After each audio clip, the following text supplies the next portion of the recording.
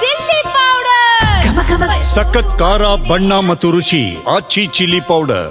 ದೀಪಾವಳಿ ಹಬ್ಬ ಇರೋದ್ರಿಂದ ಮೆಜೆಸ್ಟಿಕ್ ನಲ್ಲಿ ಜನಸಾಗರವೇ ಕಂಡು ಬರ್ತಾ ಇದೆ. ತಮ್ಮ ಊರುಗಳತ್ತ ಹೋಗ್ತಾ ಇದ್ದಾರೆ ಪ್ರಯಾಣಿಕರು. ಬೆಂಗಳೂರಿನಲ್ಲಿ ಉದ್ಯೋಗ ಮಾಡ್ತಾ ಇರುವಂತವರು ದೀಪಾವಳಿ ಹಬ್ಬ ಬಂತು ಅಂದ್ರೆ ಸಹಜವಾಗಿನೇ ಊರ್ ಕಡೆ ಹೋಗ್ತಾರೆ.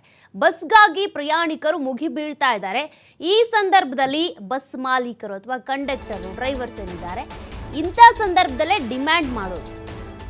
ಹಾಸನಕ್ಕೆ ಹೆಚ್ಚಿನ ಸಂಖ್ಯೆಯಲ್ಲಿ ಹೋಗ್ತಿರುವಂತಹ ಜನರು ಹಾಸನಕ್ಕೆ ಹೆಚ್ಚುವರಿ ಬಿಎಂಟಿಸಿ ಬಸ್ಗಳ ನಿಯೋಜನೆ ಕೂಡ ಮಾಡಲಾಗಿದೆ. ಚಿತ್ರದುರ್ಗಕ್ಕೆ ಹೋಗುತ್ತಿರುವ ಪ್ರಯಾಣಿಕರ ಸಂಖ್ಯೆ ಅಧಿಕ ಇದೆ.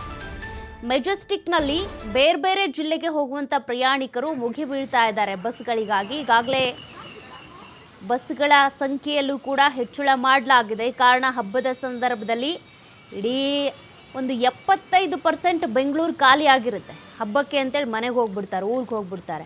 ಹೀಗಾಗಿ ಏಕಾಏಕಿಯಾಗಿ ಮೆಜೆಸ್ಟಿಕ್ನಲ್ಲಿ ಇಷ್ಟೊಂದು ಪ್ರಮಾಣದಲ್ಲಿ ಜನರು ಬರೋದ್ರಿಂದ ಬಸ್ಗಳ ಸಂಖ್ಯೆ ಹೆಚ್ಚು ಮಾಡಬೇಕು ಅನ್ನುವಂಥ ಕಾರಣಕ್ಕೆ ಹೆಚ್ಚಿಸಿದ್ದಾರೆ ನಿಜ. ಬಟ್ ಹಂಗಿದ್ರೂ ಕೂಡ ಅಲ್ಲಲ್ಲಿ ಪ್ರಯಾಣಿಕರಿಗೆ ಅನಾನುಕೂಲ ಕಂಡು ಬರ್ತಾ ಇದೆ. ಕಾರಣ ಎಲ್ಲರೂ ಒಂದೇ ದಿನ ಹಬ್ಬಕ್ಕೆ ಹೋಗಬೇಕು ಅಂತೇಳಿ ಮೆಜೆಸ್ಟಿಕ್ನತ್ತ ಬರ್ತಾರೆ, ಸೇರ್ತಾರೆ. ಜನ ಸಂಖ್ಯೆ ಹೆಚ್ಚಳ ಆಗ್ತಾ ಇದೆ. ಅದಕ್ಕೆ ತಕ್ಕಂತೆ ಬಸ್ ವ್ಯವಸ್ಥೆಯನ್ನು ಕೂಡ ಸರ್ಕಾರ ಮಾಡಿದೆ. ನೋಡೋಣ, ಇದು ಇನ್ನೂ ಕೂಡ ಆರಂಭ ಅಷ್ಟೇ.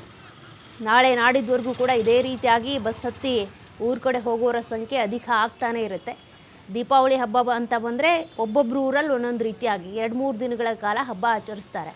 ಶನಿವಾರ ಭಾನುವಾರ ಹಬ್ಬಕ್ಕೆ ಅಂತ ಒಂದು 2-3 ದಿನ ರಜೆ, ಒಟ್ಟು ಒಂದು 5 ದಿನ 6 ದಿನ ಊರಿಗೆ ಹೋಗ್ತಾರೆ. ಮತ್ತಷ್ಟು ಡೀಟೇಲ್ಸ್ ಕೊಡ್ತಾರೆ ಪ್ರತಿನಿಧಿ ಗಣೇಶ್. ಈಗಾಗಲೇ ಮೆಜೆಸ್ಟಿಕ್ನಲ್ಲಿ ಜನಸಂಖ್ಯೆ ಹೆಚ್ಚಾಗಿ ಕಂಡು ಬರ್ತಾ ಇದೆ. ಕಾರಣ ತಮ್ಮ ಊರಿನತ್ತ ಹೋಗ್ತಾ ಇದ್ದಾರೆ ಜನರು. ಈ ರೀತಿ ಊರಿಗೆ ಹೋಗೋ ಸಂದರ್ಭದಲ್ಲಿ ಬಸ್ಗಳ ಸಂಖ್ಯೆ ಹೆಚ್ಚಿಸಿದ್ರೆ ಓಕೆ, ಹೆಚ್ಚಿಸಿಲ್ಲ ಅಂದರೆ ಆ ಬಸ್ನಲ್ಲಿ ಇರುವಂಥವ್ರು ಏನಿದ್ದಾರೆ ಕಂಡಕ್ಟರ್ ಆಗಲಿ ಅಥವಾ ಮಾಲೀಕರು ಪ್ರಯಾಣದ ದರವನ್ನು ಹೆಚ್ಚಿಸ್ತಾರೆ. ಅಲ್ಲಿ ಯಾವ ರೀತಿ ಪರಿಸ್ಥಿತಿ ಇದೆ? ಬಸ್ನ ಸಂಖ್ಯೆ ಹೆಚ್ಚಾಗಿದೆಯಾ? ಅನುಕೂಲವಾಗಿದೆಯಾ ಪ್ರಯಾಣಿಕರಿಗೆ? ಹೆಂಗೆ?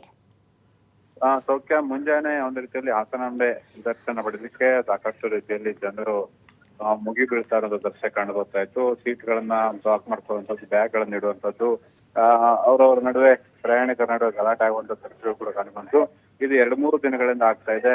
ಶುಕ್ರವಾರ, ಶನಿವಾರ, ಇವತ್ತು ಸಾಕಷ್ಟು ಜನ ಧರ್ಮಸ್ಥಳ, ಹಾಸನಾಂಬೆ ಅಥವಾ ಆ ಬಸ್ಗಳಿಗೆ ಹೋಗುವ ಸಂಖ್ಯೆನೆ ಸಾಕಷ್ಟು ಸಂಖ್ಯೆಯಲ್ಲಿ ಇರುವಂತದ್ದು. ಮುಖ್ಯವಾಗಿ ಇದು ನಿರೀಕ್ಷೆ ಮೀರಿ ಜನರು ಅತ್ತ ಸೇರುತ್ತಾ ಇರುವಂತದ್ದು. ಒಂದು ಗ್ಯಾರಂಟಿ ಯೋಜನೆಯಿಂದ ಬಸ್ ಪ್ರಯಾಣ ಏನು ಉಚಿತ ಇದೆ ಅದೊಂದು ಲಾಭ ಆದ್ರೆ, ಇನ್ನೊಂದು ಹಾಸನಾಂಬೆ ದರ್ಶನವನ್ನ ಪಡೆಯಲಿಕ್ಕೋಸ್ಕರನೇ ಜನರು ಹೋಗ್ತಾ ಇರುವಂತದ್ದು. ಸಹಜವಾಗಿ ಇದು KSRTC ನಿಗಮಕ್ಕೆ ಸಾಕಷ್ಟು ಒಂದು ರೀತಿಯಲ್ಲಿ ತೊಂದರೆಗಳಾಯ್ತು.